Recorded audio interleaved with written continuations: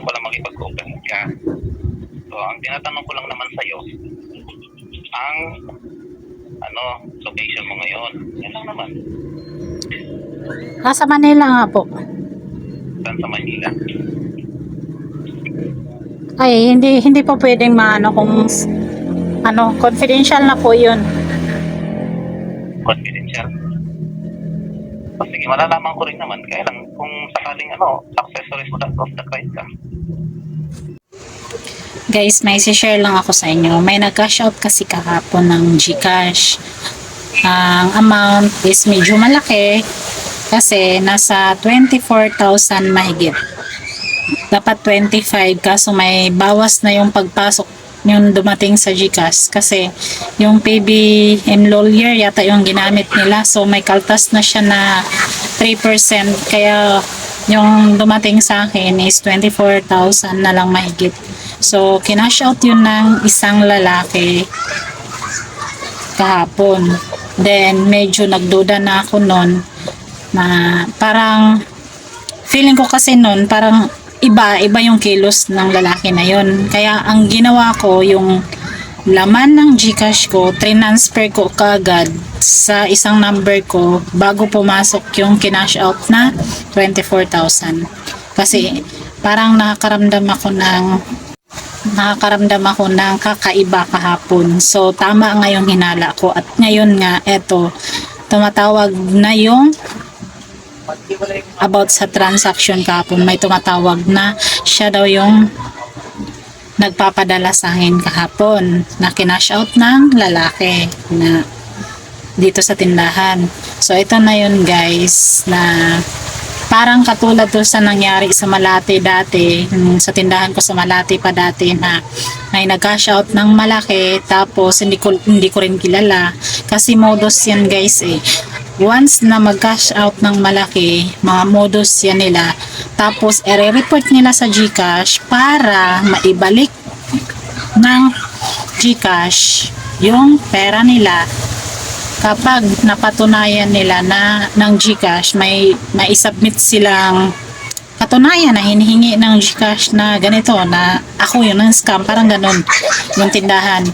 So mahuhold yung account mo sa GCash kapag may ganun. Kaya ngayon akala siguro nila wala akong experience sa ganun. Yun kasing sa Malate dati na experience ko na yung ganun, kaya naging aware na ako.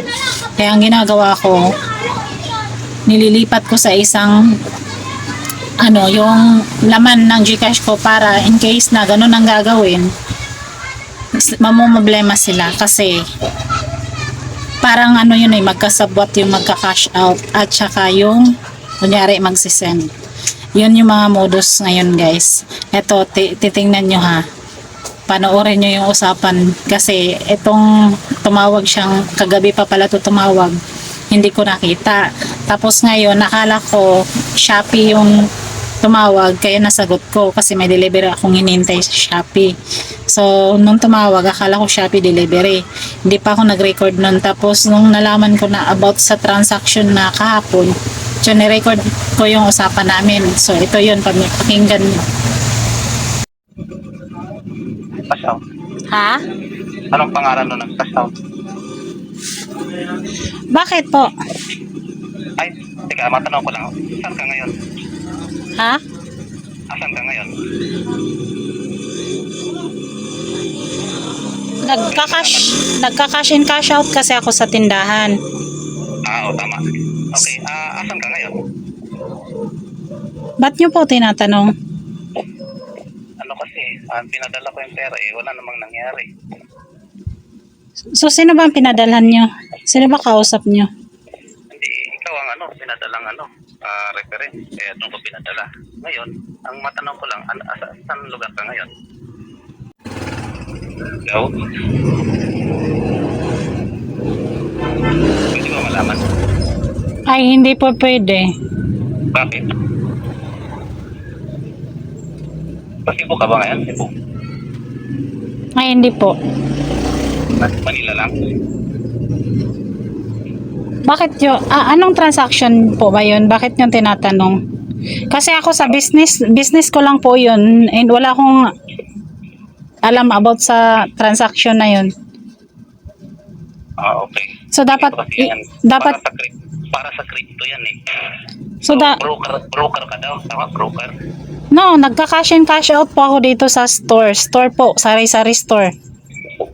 Okay. So pinadala ko sa'yo kahapon na 25k may nagkuha.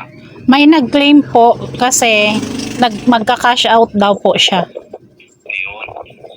Ano yung babae, lalaki? Lalaki po. Lalaki. Maaari mo malaman ang pangalan. Sino ba ang pangalan ng pinadalhan nyo yung kausap nyo sa online? Ano, Alexis ang pangalan? Ano pa? Alexis. Maria Alexis.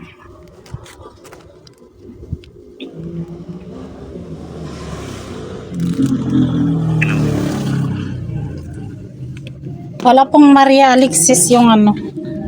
Gusto lalaki ang kumuha. Opo, kasi customer ko lang po yun. First time na, First time. ko na, Pwede mo malaman saan ka ngayon? Yun lang ang kailangan ko. Para pahuli ko na lang. sa Manila po. Sigurado ka na. Hello, ma'am. Hello. Sigurado kayo Manila? Bakit niya po tinatanong? Kailangan ko nga mabawi yung pera ko.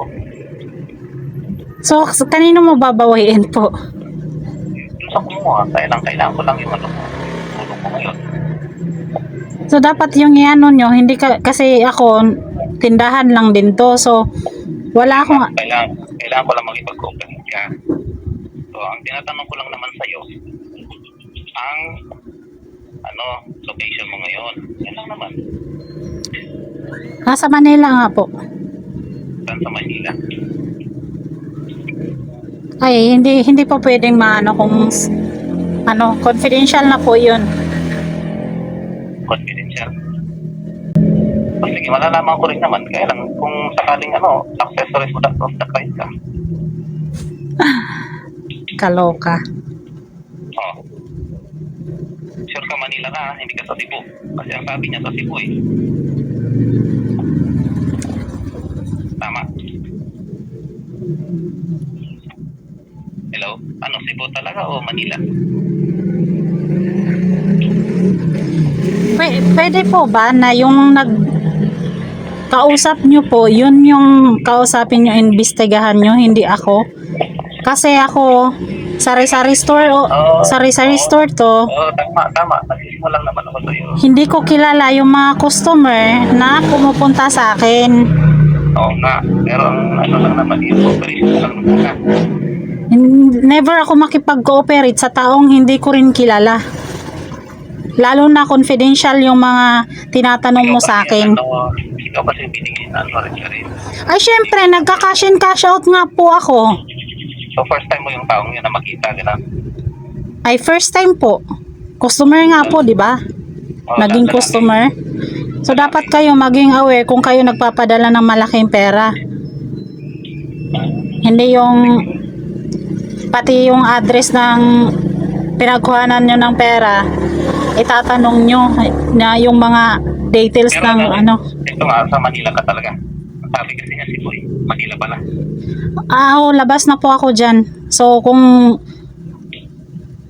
magano ka doon sa transaction mo, hindi sa akin. Kasi hindi ko kayo kilala pareho. Hindi ko kasi makontak. Pero ikaw ang Lea. Tama, Lea.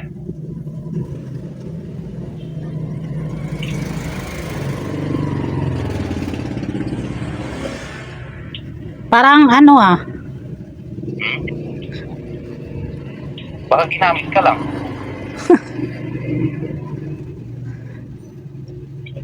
baka nga. Di bali na. Salamat sa operation mo. Pero sigurado kasi po, hindi kasi po. Manila.